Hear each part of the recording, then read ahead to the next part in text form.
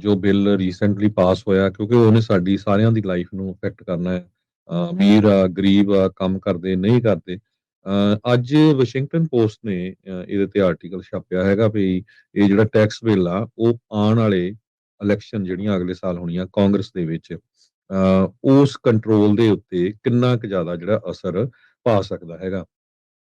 ਜਿਹੜਾ ਬਿੱਲ ਆ ਇਹ ਕਾਫੀ ਡੀਪਲੀ ਅਨਪੋਪੂਲਰ ਆ, ਤੇ ਰਿਪਬਲਿਕਨਸ ਦੇ ਕੋਲ ਸਮਾਂ ਹੈਗਾ 1.5 ਸਾਲ ਦਾ ਲੋਕਾਂ ਨੂੰ ਸੈਲ ਕਰਨ ਦੇ ਲਈ, ਜੇ ਉਹ ਕਿਉਂਕਿ ਬਹੁਤ ਸਾਰੇ ਲੋਕਾਂ ਨੂੰ ਪਤਾ ਹੀ ਨਹੀਂ ਵੀ ਇਸ ਬਿੱਲ ਦੇ ਵਿੱਚ ਕੀ ਹੈਗਾ। ਪ੍ਰੈਜ਼ੀਡੈਂਟ ਡੋਨਲਡ ਟਰੰਪ ਉਹਨਾਂ ਦਾ 3.3 ਟ੍ਰਿਲੀਅਨ ਡਾਲਰ ਦਾ ਬਿੱਲ ਜਿਹੜਾ ਹੈ ਕਾਂਗਰਸ ਦੇ ਵਿੱਚ ਪਾਸ ਹੋ ਗਿਆ ਹੈ, ਤੇ ਬਹੁਤ ਜਲਦੀ ਪ੍ਰੈਜ਼ੀਡੈਂਟ ਟਰੰਪ ਹੁਣੀ ਇਹਦੇ ਉੱਤੇ ਸਾਈਨ ਕਰ ਦੇਣਗੇ ਤੇ ਫਿਰ ਇਹ ਲਾ ਬਣ ਜਾਊਗਾ। ਜੋ ਨਵਾਂ ਵਾਸ਼ਿੰਗਟਨ ਪੋਸਟ ਇਸ ਇਪਸੋਸ ਪੋਲ ਆਇਆ ਹੈਗਾ ਉਹਦੇ ਮੁਤਾਬਕ ਕਹਿੰਦੇ ਵੀ 2-1 ਇਹਦੀ ਆਪੋਜੀਸ਼ਨ ਆ। ਸੋ ਇਥੋਂ ਤੁਸੀਂ ਅੰਦਾਜ਼ਾ ਲਾ ਸਕਦੇ ਆ ਵੀ ਬਾਹਲਾ ਪੋਪੂਲਰ ਨਹੀਂ ਹੈਗਾ। ਬਹੁਤ ਸਾਰੇ ਲੋਕਾਂ ਨੂੰ ਇਹਦਾ ਫਾਇਦਾ ਹੋਣਾ, ਤੇ ਪਰ ਇੰਨੀ ਜ਼ਿਆਦਾ ਗਿਣਤੀ ਨਹੀਂ, ਮੈਜੋਰਿਟੀ ਚ ਲੋਕਾਂ ਨੂੰ ਜਿਹੜਾ ਨਹੀਂ ਵੀ ਫਾਇਦਾ ਹੋਣਾ ਹੈਗਾ ਆ। ਸੋ ਜਿਹੜੇ ਜੀਓਪੀ ਦੇ ਮੈਂਬਰਸ ਹੈਗੇ ਆ, ਜਿਹੜੇ ਰਿਪਬਲਿਕਨ ਮੈਂਬਰਸ ਆ, ਕਿਉਂਕਿ ਇਸ ਬਿੱਲ ਨੇ ਮੈਡੀਕਲ ਤੇ ਮੈਡੀਕੇਡ ਦੇ ਉੱਤੇ ਬਹੁਤ ਜ਼ਿਆਦਾ ਅਸਰ ਕਰਨਾ ਆ, ਕਿਉਂਕਿ ਬਹੁਤ ਸਾਰੇ ਲੋਕਾਂ ਦੀ ਹੈਲਥ ਇੰਸ਼ੋਰੈਂਸ ਲੂਜ਼ ਹੋ ਜਾਣੀ ਹੈਗੀ ਆ, ਜਾਂ ਉਹਨਾਂ ਨੂੰ ਕੰਮ ਕਰਨਾ ਪੈਣਾ। ਬਿਲਕੁਲ ਠੀਕ ਆ, ਜੇ ਕੋਈ ਫ੍ਰੀ ਲੈਂਦਾ ਆ ਤੇ ਉਹਨੂੰ ਰਿਕੁਆਇਰਮੈਂਟ ਜ਼ਰੂਰ ਹੋਣੀ ਚਾਹੀਦੀ ਆ ਵੀ ਉਹ ਚਾਹੇ ਵਲੰਟੀਅਰ ਕੰਮ ਕਰੇ ਜਾਂ ਕਿਸੇ ਤਰ੍ਹਾਂ ਐਕਚੁਅਲ ਜੌਬ ਵੀ ਕਰੇ। 17 ਮਿਲੀਅਨ ਲੋਕ ਕਹਿੰਦੇ ਵੀ ਹੈਲਥ ਕੇਅਰ ਕਵਰੇਜ ਲੂਜ਼ ਕਰ ਸਕਦੇ ਆ according to non partisan estimate ਦੇ ਮੁਤਾਬਕ। ਸੋ ਕਈ ਜਿਹੜੇ ਕਾਂਗਰਸਮੈਨ ਹੈਗੇ ਆ, ਜਿੱਦਾਂ ਸਾਡੇ ਰਿਪਰੈਜ਼ੈਂਟੇਟਿਵ ਡੇਵਿਡ ਬਲਡਾ, ਉਹ ਵੀ ਆ ਪ੍ਰਿਜ਼ਨ ਵਾਲੇ ਏਰੀਏ ਚੋਂ, ਸੈਂਟਰ ਵੈਲੀ ਚੋਂ, ਉਹਨਾਂ ਦੇ ਡਿਸਟ੍ਰਿਕਟ ਦੇ ਵਿੱਚ ਕਹਿੰਦੇ ਹਾਈਐਸਟ ਨੰਬਰ ਆਫ ਮੈਡੀਕੇਡ ਰੈਸੀਪੀਐਂਟਸ ਹੈਗੇ ਆ 60% ਜਾਂ ਮੈਡੀਕਲ ਵਾਲੇ, ਜਾਂ ਸੋ ਬਹੁਤ ਵੱਡਾ ਨੰਬਰ ਹੈਗਾ ਆ। ਇਸੇ ਤਰ੍ਹਾਂ ਐਰੀਜ਼ੋਨਾ ਚ ਹੈਗੇ ਆ ਓਆਨ ਸਿਸਕੋਮਾਨੀ, ਆਇਓਵਾ ਦੇ ਵਿੱਚ ਹੈਗੇ ਆ ਮੈਰੀਨੇਟ ਮੀਕਸ, ਜੰਗ ਕਿਮ ਕੈਲੀਫੋਰਨੀਆ ਦੇ ਵਿੱਚ ਹੈਗੇ ਆ। ਸੋ ਉਹਨਾਂ ਦੇ ਲਈ ਇਹ ਜਿਹੜੀ ਫਾਈਟ ਆ ਕਾਫੀ ਜ਼ਿਆਦਾ ਔਖੀ ਹੋਊਗੀ ਆਉਣ ਵਾਲੇ ਸਮੇਂ ਦੇ ਵਿੱਚ। ਜਿਹੜਾ ਸੈਨੇਟਰ ਟੌਮ ਟਿਲਰਸ ਆ ਨਾਰਥ ਕੈਰੋਲੀਨਾ ਤੋਂ, ਉਹਨਾਂ ਨੇ ਮੇਰੇ ਖਿਆਲ ਨਾਲ ਉਲਟ ਵੋਟ ਪਾਈ ਸੀ, ਤੇ ਉਹਨਾਂ ਦੇ ਜਿਹੜੇ ਡਿਸਟ੍ਰਿਕਟ ਦੇ ਵਿੱਚ ਥਾਮਸ ਮੈਸੀ ਤੇ ਫਿਟਜ਼ਪੈਟਰਿਕ ਜਿਹੜੇ ਦੋ ਜਣਿਆਂ ਨੇ ਉਲਟ ਵੋਟ ਪਾਈ। ਸੋ ਉਹਨਾਂ ਦੇ ਡਿਸਟ੍ਰਿਕਟ 'ਚ ਵੀ ਕਾਫੀ ਵੱਡਾ ਅਸਰ ਪੈਣਾ। ਸੋ ਕਿਉਂਕਿ ਮੈਜੋਰਿਟੀ ਬੜੀ ਘੱਟ ਆ, 220 ਦੇ ਮੁਕਾਬਲੇ 212 ਆ, ਤੇ 8 ਜਣਿਆਂ ਦਾ ਹੀ ਫਰਕ ਹੈਗਾ ਆ।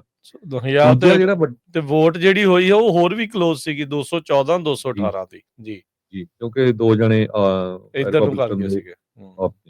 ਸੋ ਦੂਸਰਾ ਵੱਡਾ ਫੈਕਟਰ ਹੋਊਗਾ ਐਲੋਨ ਮਸਕ ਦਾ, ਕਿਉਂਕਿ ਬਿਲੀਅਨਰ ਐਲੋਨ ਮਸਕ ਪਿਛਲੇ ਲੰਮੇ ਸਮੇਂ ਤੋਂ ਕਹਿ ਰਿਹਾ ਆ, ਜਦੋਂ ਤੋਂ ਇਹ ਬਿੱਲ ਆਇਆ ਆ, ਵੀ ਜੇ ਬਿੱਲ ਇਹ ਪਾਸ ਹੁੰਦਾ ਆ, ਜਿਹੜੇ ਜਿਹੜੇ ਕਾਂਗਰਸਮੈਨ ਨੇ ਇਹਦੇ ਹੱਕ 'ਚ ਵੋਟ ਪਾਈ, ਮੈਂ ਉਹਨਾਂ ਦੇ ਉਲਟ ਕੈਂਪੇਨ ਕਰੂੰਗਾ, ਤੇ ਹੋ ਸਕਦਾ ਇੱਕ ਨਵੀਂ ਪਾਰਟੀ ਵੀ ਉਹ ਬਣਾ ਦੇਣ।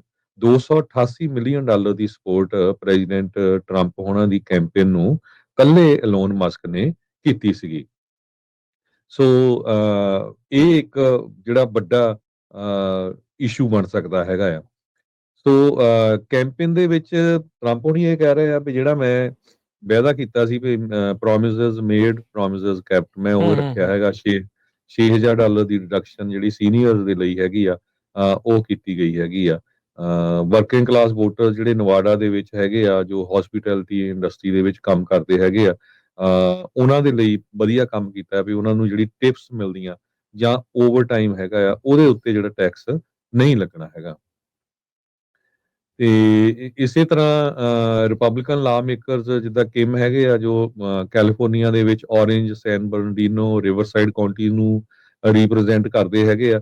ਨਿਊਯਾਰਕ ਦੇ ਵਿੱਚ ਇੱਕ ਰਿਪਰੈਜ਼ੈਂਟੇਟਿਵ ਹੈਗੇ, ਉਹਨਾਂ ਨੇ ਜੋ ਸਾਲਟ ਵਾਲਾ ਹੈਗਾ ਆ ਪ੍ਰੋਗਰਾਮ, ਉਹ ਜੋ ਰਿਡਕਸ਼ਨ ਹੈਗੀ ਆ ਫੈਡਰਲ ਟੈਕਸ ਦੇ ਵਿੱਚ, ਉਹਨੂੰ ਇਸੇ ਤਰ੍ਹਾਂ ਕੰਟੀਨਿਊ ਰੱਖੀ ਹੈਗੀ ਆ। ਉਹ ਉਹਨਾਂ ਦੇ ਪੋਜ਼ਿਟਿਵ ਹੋ ਸਕਦੀ ਹੈਗੀ ਆ।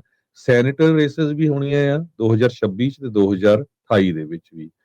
ਸੂਜ਼ਨ ਕਾਲਿਨਸ ਮੇਨ ਤੋਂ ਜਿਹੜੀ ਆ ਉਹਨਾਂ ਦੀ ਰੇਸ ਹੋਣੀ ਹੈਗੀ ਆ। ਸੋ ਉਹਦੇ ਉੱਤੇ ਵੀ ਜਿਹੜਾ ਅਸਰ ਕਾਫੀ ਪੈ ਸਕਦਾ ਹੈਗਾ। ਮੈਂ ਸੁਣੀ ਟਾਈ ਬ੍ਰੇਕਰ ਸੀਗੇ, ਤੇ 2028 ਦੇ ਵਿੱਚ ਮੇਨ ਕੰਟੈਂਡਰ ਹੈਗੇ ਆ ਪ੍ਰੈਜ਼ੀਡੈਂਸ਼ੀਅਲ ਕੈਂਡੀਡੇਟ ਦੇ ਲਈ।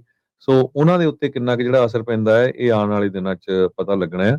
ਸੋ ਬਹੁਤ ਸਾਰੇ ਵੈਲਫੇਅਰ ਕੱਟ ਵੀ ਹੋਏ ਆ। ਕੱਲ ਆਪਾਂ ਸ਼ੋਅ ਕਰਦੇ ਸੀ, ਕਿਸੇ ਨੇ ਕਮੈਂਟ ਪਾਇਆ ਸੀ, ਤੇ ਜੀ ਜਿਹੜੇ ਇਹ ਹੋਣੇ ਚਾਹੀਦੇ ਆ, ਨਹੀਂ ਵੈਲਫੇਅਰ ਕੱਟ ਮਿਲਣੀ, ਕਿਸੇ ਨੂੰ ਫ੍ਰੀ ਨਹੀਂ ਮਿਲਣਾ ਚਾਹੀਦਾ। ਪਰ ਆਪਾਂ ਕੀ ਆ ਨਾ, ਓਵਰਆਲ ਨਹੀਂ ਸੋਚਦੇ। ਸਾਨੂੰ ਇਹ ਵੀ ਸੋਚਣਾ ਚਾਹੀਦਾ ਵੀ ਜਿਹੜਾ ਆਮ ਲੋਕ ਆ, ਉਹਨਾਂ ਦੇ ਵਿੱਚ ਕੋਈ ਸ਼ੱਕ ਨਹੀਂ ਵੀ ਬਹੁਤ ਵਾਰ ਫਰਾਡ ਹੁੰਦੇ ਆ, ਲੋਕ ਫ੍ਰੀ ਮੈਡੀਕਲ ਲੈਂਦੇ ਆ, ਫੂਡ ਸਟੈਂਪਾਂ ਵੀ ਲੈ ਲੈਂਦੇ ਆ, ਜਿਨ੍ਹਾਂ ਨੂੰ ਜਿਹੜੇ ਕੰਮ ਵੀ ਕਰ ਸਕਦੇ ਆ, ਪਰ ਕਈਆਂ ਦੀ ਮਜਬੂਰੀ ਵੀ ਹੁੰਦੀ ਹੈਗੀ ਆ। ਇੱਕ ਚੀਜ਼ ਕਾਰਪੋਰੇਟ ਵੈਲਫੇਅਰ ਵੀ ਹੁੰਦੀ ਆ। ਇੱਕ ਇੱਕ ਅਸੀਂ ਤਾਂ ਆਮ ਲੋਕਾਂ ਦੀ ਵੈਲਫੇਅਰ ਕਰਦੇ ਆ ਨਾ, ਕਾਰਪੋਰੇਟ ਵੈਲਫੇਅਰ ਵੀ ਹੁੰਦੀ ਆ। ਕਾਰਪੋਰੇਟ ਵੈਲਫੇਅਰ ਇੰਨੀ ਜ਼ਿਆਦਾ ਆ, ਇੰਨੀ ਜ਼ਿਆਦਾ ਛੋਟ ਦਿੱਤੀ ਗਈ ਆ ਉਹਨਾਂ ਨੂੰ ਟੈਕਸ 'ਚ, ਤੁਸੀਂ ਜਦੋਂ ਬਿੱਲ ਨੂੰ ਪੜ੍ਹੋਗੇ ਤੁਹਾਨੂੰ ਪਤਾ ਲੱਗੂਗਾ। ਇੱਕ ਮੈਂ ਐਗਜ਼ਾਮਪਲ ਦੇ ਦਿੰਦਾ, ਪਰਸੋਂ ਹੀ ਹਜੇ ਮਾਈਕਰੋਸਾਫਟ ਨੇ ਅਨਾਊਂਸ ਕੀਤਾ ਵੀ 9000 ਲੋਕਾਂ ਨੂੰ ਉਹ ਲੇ ਆਫ ਕਰਨ ਜਾ ਰਹੇ ਆ। ਜੀ। ਜਦ ਕਿ ਦੂਜੇ ਪਾਸੇ 6000 ਲੋਕਾਂ ਦੇ ਉਹਨੀ H1 ਵੀਜ਼ੇ ਜਿਹੜੇ ਆ ਇਸ ਸਾਲ ਅਪਰੂਵ ਕਰਾਏ ਆ। ਸੋ ਅਮਰੀਕਨ ਸਿਟੀਜ਼ਨ ਲੋਕਾਂ ਨੂੰ ਕੱਢ ਰਹੇ ਆ ਤੇ H1 ਵੀ ਵੀਜ਼ੇ ਦੇ ਉੱਤੇ ਲੋਕਾਂ ਨੂੰ ਸੱਦ ਰਹੇ ਆ। ਠੀਕ ਹੈ ਕਿ ਨਹੀਂ? ਸੋ ਇਹ ਕਾਰਪੋਰੇਟ ਵੈਲਫੇਅਰ ਹੁੰਦੀ ਆ। ਸੋ ਉਹਦੇ ਸਸਤੀ ਤੇ ਵੀ ਪੈਂਦੇ ਜਿਹੜੀ ਆ ਨਾ, ਰੋਕ ਹੋਣੀ ਚਾਹੀਦੀ ਆ। ਪਰ ਜੀ। ਉਹਨਾਂ ਨੂੰ ਤਾਂ ਸੋ ਟੈਕਸ ਉਹ ਕੱਟ ਮਿਲਣੇ ਹੀ ਮਿਲਣੇ ਆ ਜੀ, ਜੀ। ਕੰਪਨੀਆਂ ਨੂੰ। ਸੋ ਉਹਦੇ ਤੇ ਵੀ ਸਾਨੂੰ ਓਵਰਆਲ ਜਿਹੜਾ ਸੋਚਣਾ ਚਾਹੀਦਾ। ਇਹ ਨਾ ਸੋਚੋ ਵੀ ਨਹੀਂ ਯਾਰ ਆਹ ਇੱਕ ਮਾੜਾ ਬੰਦਾ ਜਾਂ ਉਹਨੂੰ ਆਹ ਹੋ ਗਿਆ ਵੀ ਚੰਗਾ ਹੋਇਆ ਉਹਨੂੰ ਕੱਟ ਕਰ ਦਿੱਤਾ। ਕੰਪਨੀਆਂ ਬਾਰੇ ਵੀ ਜਿਹੜਾ ਸੋਚਣਾ ਚਾਹੀਦਾ ਹੈ। ਬਹੁਤੀ ਵਾਰੀ ਕੀ ਹੁੰਦਾ Harjot Singh ji, I think human nature ਆ ਜਾਂ ਜਿੱਦਾਂ ਵੀ ਆ, ਲੋਕ ਇਸ ਹਿਸਾਬ ਦੇ ਨਾਲ ਸੋਚਦੇ ਵੀ ਜੇ ਕੋਈ ਮਦਦ ਜਾਂ ਜੇ ਕੁਛ ਮਿਲ ਰਿਹਾ ਆ ਤੇ ਉਹ ਮੈਨੂੰ ਹੀ ਮਿਲੇ, ਦੂਜੇ ਨੂੰ ਨਾ ਮਿਲੇ।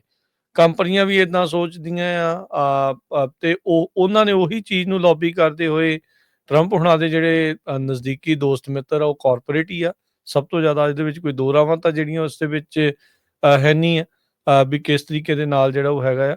ਓਬਵੀਅਸਲੀ ਇਸ ਦੇ ਵਿੱਚ ਕੁਛ ਚੰਗੀਆਂ ਚੀਜ਼ਾਂ, ਕੁਛ ਮਾੜੀਆਂ ਚੀਜ਼ਾਂ ਜਿਹੜੀਆਂ ਉਹ ਹੋਣਗੀਆਂ ਹੀ ਹੋਣਗੀਆਂ। ਸੋ ਉਹੀ ਆਪਾਂ ਨੂੰ ਜਿਹੜੀਆਂ ਉਹ ਦੇਖਣ ਨੂੰ ਜਿਹੜੀਆਂ ਉਹ ਮਿਲ ਰਹੀਆਂ ਆ। ਸਟੈਂਡਰਡ ਡਿਡਕਸ਼ਨਸ ਦੇ ਵਿੱਚ ਥੋੜ੍ਹਾ ਜਿਹਾ ਵਾਧਾ ਹੋਇਆ, ਕਿਤੇ $400 ਵਧਾਤਾ, ਕਿਤੇ $800 ਸਟੈਂਡਰਡ ਡਿਡਕਸ਼ਨਸ ਦੇ ਵਿੱਚ ਜਿਹੜਾ ਉਹ ਵਾਧਾ ਕੀਤਾ ਹੈਗਾ ਆ। 10,000 ਜਿਹੜੀ ਆਈਟਮਾਈਜ਼ਡ ਡਿਡਕਸ਼ਨ ਸੀਗੀ, ਜਿਹੜਾ ਆਟੋ ਪਰਚੇਸ ਦੇ ਉੱਤੇ ਤੁਸੀਂ ਇੰਟਰਸਟ ਪੇ ਕਰਦੇ ਆ, ਉਹ ਵੀ ਇਸ ਦੇ ਵਿੱਚ ਐਡ ਜਿਹੜੀ ਉਹਨਾਂ ਨੇ ਕੀਤੀ ਗਈ ਹੈਗੀ ਆ। ਸੋ ਬਹੁਤ ਸਾਰੀਆਂ ਜਿਹੜੀਆਂ ਚੀਜ਼ਾਂ ਇਸ ਦੇ ਵਿੱਚ ਹੈਗੀਆਂ। ਮੋਸਟਲੀ ਆਪਾਂ ਨੂੰ ਜਦੋਂ ਤੁਸੀਂ ਟੈਕਸ ਭਰਨਾ ਆ ਨੈਕਸਟ ਈਅਰ ਦੇ ਵਿੱਚ, ਉਦੋਂ ਆਪਾਂ ਨੂੰ ਇਹ ਸਾਰੀਆਂ ਚੀਜ਼ਾਂ ਜਿਹੜੀਆਂ ਉਹ ਦੇਖਣ ਨੂੰ ਜਿਹੜੀਆਂ ਉਹ ਮਿਲਣੀਆਂ ਹੈਗੀਆਂ ਆ। ਆਮ ਲੋਕਾਂ ਦੇ ਉੱਤੇ ਇਸ ਦਾ ਕਿੰਨਾ ਕੁ ਅਸਰ ਜਿਹੜਾ ਉਹ ਪਊਗਾ, ਇਹ ਜਿਹੜੀ ਦੇਖਣ ਵਾਲੀ ਗੱਲ ਰਹੇਗੀ। ਹੁਣ ਮੁੱਦਾ ਇਹ ਆ ਹਰਜੋਤ ਸਿੰਘ ਜੀ, ਦੇਖੋ ਪੋਲੀਟਿਕਸ ਆ, ਪੋਲੀਟਿਕਸ ਦੇ ਵਿੱਚ ਇੱਕ ਪਾਰਟੀ ਨੇ ਕਹਿਣਾ ਵੀ ਇਹ ਤੁਹਾਡੇ ਲਈ ਚੰਗਾ, ਦੂਜੀ ਪਾਰਟੀ ਨੇ ਕਹਿਣਾ ਜੀ ਇਹ ਤੁਹਾਡੇ ਲਈ ਮਾੜਾ। ਇਹ ਕਈਆਂ ਦੇ ਲਈ ਚੰਗਾ ਵੀ ਹੋਣਾ, ਕਈਆਂ ਦੇ ਲਈ ਮਾੜਾ ਵੀ ਹੋਣਾ। ਇਹਦੇ ਵਿੱਚ ਦੋ ਰਾਵਾਂ ਨਹੀਂ ਹੈ। ਗੱਲ ਇਹ ਵੀ ਕੀ ਲੋਕਾਂ ਨੂੰ ਇਹ ਸੈੱਲ ਕਰ ਸਕਣਗੇ, ਜਿੱਦਾਂ ਤੁਸੀਂ ਸ਼ੁਰੂਆਤ 'ਚ ਕਿਹਾ ਵੀ ਰਿਪਬਲਿਕਨ ਪਾਰਟੀ ਦੇ ਕੋਲ 1.5 ਸਾਲ ਦਾ ਵਕਤ ਆ ਇਲੈਕਸ਼ਨਸ ਤੋਂ ਪਹਿਲਾਂ, ਇਹ ਸੈੱਲ ਕਰਨ ਦੇ ਲਈ ਵੀ ਇਹ ਤੁਹਾਡੇ ਲਈ ਸਭ ਤੋਂ ਵੱਡਾ ਜਿਹੜਾ ਫਾਇਦੇਮੰਦ ਜਿਹੜੀ ਉਹ ਚੀਜ਼ ਹੈਗੀ ਆ। ਪਰ ਮੈਡੀਕੇਡ, ਮੈਡੀਕੈਲ, ਉਹ ਸਾਰੀਆਂ ਚੀਜ਼ਾਂ ਨੂੰ ਲੈ ਕੇ ਇਹ ਜਿਹੜੇ ਕੱਟਸ ਦੀ ਜਿਹੜੀ ਚਰਚਾ ਜਿਹੜੀ ਇਸ ਟਾਈਮ ਸਭ ਤੋਂ ਜ਼ਿਆਦਾ ਜਿਹੜੀ ਹੋ ਰਹੀ ਆ, ਉਹਨੂੰ ਲੈ ਕੇ ਹੁਣ ਡੈਮੋਕ੍ਰੇਟਸ ਵੀ ਜਿਹੜਾ ਉਹ ਰੌਲਾ ਪਾਉਣਗੇ, ਆਮ ਲੋਕਾਂ ਨੇ ਵੀ ਜਿਹੜਾ ਇਸ ਦੇ ਵਿੱਚ ਵਿਰੋਧਤਾ ਜਿਹੜੀ ਆ ਉਹ ਰੌਲਾ ਜਿਹੜੀ ਉਹ ਪਾਉਣੀ ਆ। ਕੱਲ ਪ੍ਰੈਜ਼ੀਡੈਂਟ ਓਬਾਮਾ, ਜਿਨ੍ਹਾਂ ਦੀ ਅਫੋਰਡੇਬਲ ਕੇਅਰ ਐਕਟ ਜਿਨ੍ਹਾਂ ਨੇ ਪਾਸ ਕਰਾਇਆ ਸੀ, ਉਹ ਵੀ ਕਹਿੰਦੇ ਸੀਗੇ, ਕਹਿੰਦੇ ਵੀ ਇਹਦੇ ਪਾਸ ਹੋਣ ਦੇ ਨਾਲ ਜਿਹੜੀ ਮੈਡੀਕੇਡ ਦੀ ਐਕਸਪੈਂਸ਼ਨ ਤੇ ਉਹ ਆ ਜਿਹੜੀ ਰੋਕੀ ਗਈ ਹੈ ਇਸ ਵਿੱਚ, ਉਹਦੇ ਨਾਲ ਮਿਲੀਅਨਸ ਆਫ ਅਮਰੀਕਨ ਆ ਉਹ ਇੰਸ਼ੋਰੈਂਸ ਤੋਂ ਬਗੈਰ ਹੋਣਗੇ, ਜੋ ਕਿ ਉਹਨਾਂ ਦੇ ਜੀਵਨ ਦੇ ਪੱਧਰ ਨੂੰ ਜਿਹੜਾ ਉਹ ਹੇਠਾਂ ਜਿਹੜਾ ਉਹ ਸੁੱਟ ਸਕਦਾ ਹੈਗਾ ਆ। ਨਾਰਥ ਕੈਰੋਲੀਨਾ ਤਕਰੀਬਨ ਅਗਲੇ ਇੱਕ ਦਹਾਕੇ 'ਚ ਕਹਿੰਦੇ $32 ਬਿਲੀਅਨ ਲੂਜ਼ ਕਰੂਗਾ, ਇਹਨਾਂ ਜਿਹੜੇ ਨਵੇਂ ਜਿਹੜੇ ਇਸ ਬਿੱਲ ਦੇ ਜਿਹੜਾ ਉਹ ਚੱਲਦੇ ਆ। ਸੋ ਇਹਦੇ ਵਿੱਚ ਕੋਈ ਦੋ ਰਾਵਾਂ ਨਹੀਂ ਹੈਗੀਆਂ ਵੀ ਬਹੁਤ ਸਾਰੀਆਂ ਜਿਹੜੇ ਰਿਪਬਲਿਕਨ ਪਾਰਟੀ ਦੇ ਕਾਂਗਰਸਮੈਨ ਆ, ਕਾਂਗਰਸਵੂਮਨ ਆ, ਉਹਨਾਂ ਨੇ ਟਰੰਪ ਹੁਣਾਂ ਦੇ ਡਰ ਤੋਂ ਇਸ ਦੇ ਹਾਂ ਦੇ ਵਿੱਚ ਜਿਹੜੀ ਉਹ ਵੋਟ ਪਾਈ ਆ। ਸੋ ਇੱਥੋਂ ਇਹ ਸਪਸ਼ਟ ਹੁੰਦਾ ਵੀ ਟਰੰਪ ਹੁਣਾਂ ਦਾ ਜਿਹੜਾ ਸ਼ਿਕੰਜਾ ਆ ਰਿਪਬਲਿਕਨ ਪਾਰਟੀ ਦੇ ਉੱਤੇ ਪੂਰੀ ਤਰ੍ਹਾਂ ਜਿਹੜਾ ਉਹ ਕੱਸਿਆ ਆ। ਜਿੱਦਾਂ ਉਹ ਚਾਹੁੰਦੇ ਆ, ਜਿਸ ਤਰੀਕੇ ਦੇ ਨਾਲ ਉਹ ਚਾਹੁੰਦੇ ਆ, ਉਹ ਉਸ ਪਾਸੇ ਵੱਲ ਨੂੰ ਜਿਹੜੀ ਆ ਪਾਰਟੀ ਨੂੰ ਮੋੜ ਰਹੇ ਆ, ਉਸ ਨੂੰ ਨਵੀਂ ਦਿਸ਼ਾ ਜਿਹੜੀ ਆ ਉਹ ਦੇ ਰਹੇ ਹੈਗੇ ਆ। ਹਸਪਤਾਲਾਂ ਨੂੰ ਕਹਿੰਦੇ ਵੀ ਹੁਣ ਫੋਰਸ ਹੋਣਾ ਪਊਗਾ, ਬਹੁਤ ਸਾਰੀਆਂ ਜਿਹੜੀਆਂ ਸਰਵਿਸਿਜ਼ ਆ ਉਸ ਨੂੰ ਰਿਸਟ੍ਰਿਕਟ ਕਰਨ ਦੇ ਲਈ, ਯਾਨੀ ਕਿ ਉਹ ਘਟਾ ਦੇਣਗੇ, ਜਾਂ ਕਈ ਤਾਂ ਉਹਨਾਂ ਨੂੰ ਕਲੋਜ਼ ਵੀ ਜਿਹੜੀਆਂ ਉਹ ਕਰਨੀਆਂ ਜਿਹੜੀਆਂ ਉਹ ਪੈਣਗੀਆਂ। ਸੋ ਡੈਫੀਨੇਟਲੀ ਇੰਸ਼ੋਰੈਂਸ ਵਾਲੇ ਪੱਖ ਤੋਂ ਮੈਨੂੰ ਲੱਗਦਾ ਸਭ ਤੋਂ ਜ਼ਿਆਦਾ ਜਿਹੜਾ ਇਸ ਬਿੱਲ ਦਾ ਰੌਲਾ ਜਿਹੜਾ ਉਹ ਪੈ ਰਿਹਾ ਹੈਗਾ ਆ। ਤੇ ਜਿਹੜੇ ਕਹਿੰਦੇ ਸੀ ਆਪਾਂ ਜਿੱਦਾਂ ਤੁਸੀਂ ਗੱਲ ਕਰ ਰਹੇ ਸੀ ਕੰਮ ਕਰਨ ਵਾਲੀ, ਉਹ ਉਹਨਾਂ ਨੇ ਉਮਰ ਵੀ ਵਧਾਤੀ ਆ।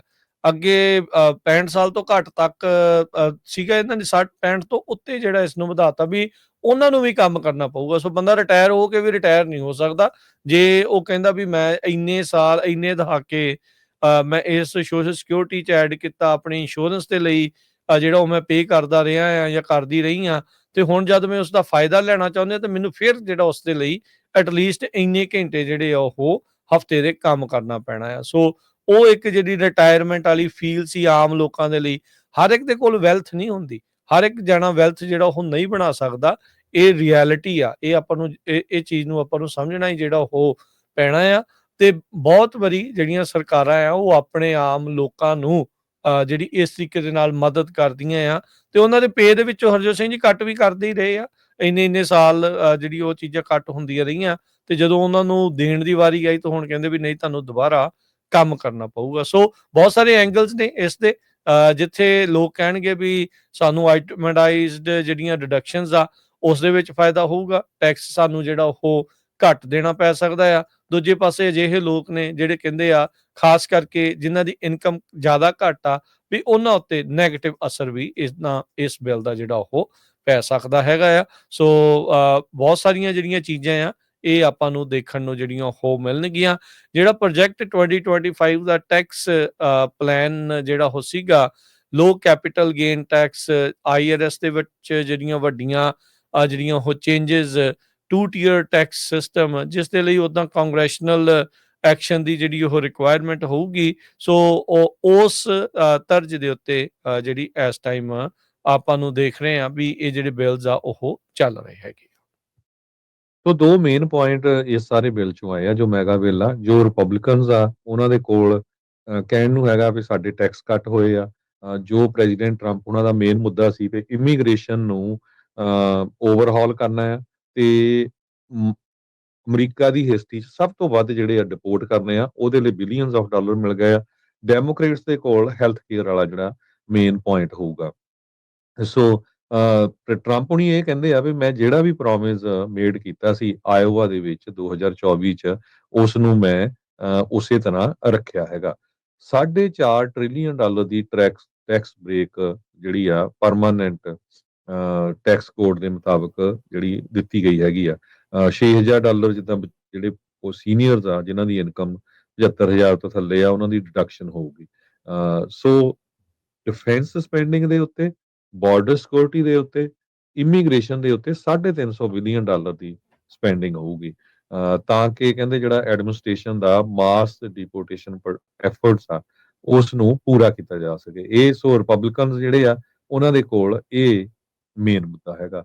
ਜਿਹੜੇ ਡੈਮੋਕ੍ਰੇਟਸ ਆ ਉਹਨਾਂ ਦੇ ਕੋਲ ਇਹ ਆ ਵੀ ਦੇਖੋ, ਇਹ ਤਾਂ ਕਹਿੰਦੇ ਸੀ ਵੀ ਨਹੀਂ ਅਸੀਂ ਤਾਂ ਕੱਟ ਕਰਨੇ ਹੈਗੇ ਆ, ਇਸੇ ਕਰਕੇ ਡੋਜ ਡਿਪਾਰਟਮੈਂਟ ਬਣਾਈ ਸੀ, ਤੇ ਪਰ $3.4 ਟ੍ਰਿਲੀਅਨ ਦਾ ਡੈਫਿਸਿਟ ਵੀ ਹੋਊਗਾ। ਇਹ ਜਿਹੜੇ ਡੈਮੋਕ੍ਰੇਟ ਮਿਨੋਰਿਟੀ ਲੀਡਰ ਹਕੀਮ ਜੈਫਰੀਜ਼ ਆ ਉਹਨਾਂ ਨੇ ਇਹ ਕਿਹਾ। ਤੇ ਨਾਲ ਦੀ ਨਾਲ ਜਦੋਂ ਆਮ ਲੋਕਾਂ ਦੇ ਉੱਤੇ ਹੈਲਥ ਇੰਸ਼ੋਰੈਂਸ ਦਾ ਤੁਹਾਨੂੰ ਮੈਡੀਕਲ ਕੱਟ ਹੋਊਗਾ, ਜਾਂ ਜਿਸ ਤਰ੍ਹਾਂ ਤੁਸੀਂ ਸਿਟੀਜ਼ਨ ਨਹੀਂ ਹੈਗੇ ਤੁਹਾਡੀ ਸਬਸਿਡੀ ਕੱਟ ਹੋਊਗੀ, ਉਹ ਆਉਣ ਵਾਲੇ ਸਮੇਂ 'ਚ ਡਿਟੇਲ 'ਚ ਹੋਊਗੀ, ਕਿਉਂਕਿ ਬਿੱਲ 1100 ਪੇਜ ਦੇ ਕਰੀਬ ਹੈਗਾ ਆ। ਉਹ ਆਪਾਂ ਜ਼ਰੂਰ ਤੁਹਾਡੇ ਨਾਲ ਸਾਂਝੇ ਕਰਾਂਗੇ, ਤੇ ਉਹ ਜਦੋਂ ਤੁਹਾਡੇ ਤੇ ਇੰਡੀਵਿਜੂਅਲੀ ਅਸਰ ਹੋਊਗਾ ਫੇਰ ਤੁਸੀਂ ਦੇਖੋਗੇ ਵੀ ਹਾਂ ਇਹ ਸਾਡਾ ਜਿਹੜਾ ਇਹਦੇ ਨਾਲ ਨੁਕਸਾਨ ਹੋਇਆ ਆ।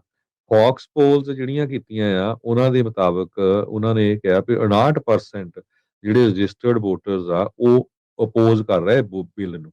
ਸੋ ਫੌਕਸ ਰਿਪਬਲਿਕਨਾਂ ਦਾ ਚੈਨਲ ਆ, 38% ਜਿਹੜੇ ਆ ਉਹ ਫੇਵਰ ਕਰ ਰਹੇ ਆ। ਪਰ ਜਿਹੜੇ ਰਿਪਬਲਿਕਨਸ ਆ ਇਹ ਓਵਰਆਲ ਉਹਨਾਂ ਨੇ ਦੱਸਿਆ, ਜਿਹੜੇ ਰਿਪਬਲਿਕਨਸ ਆਲਮੋਸਟ 47% ਹੱਕ 'ਚ ਆ ਤੇ 46% ਅਗੇਂਸਟ ਹੈਗੇ।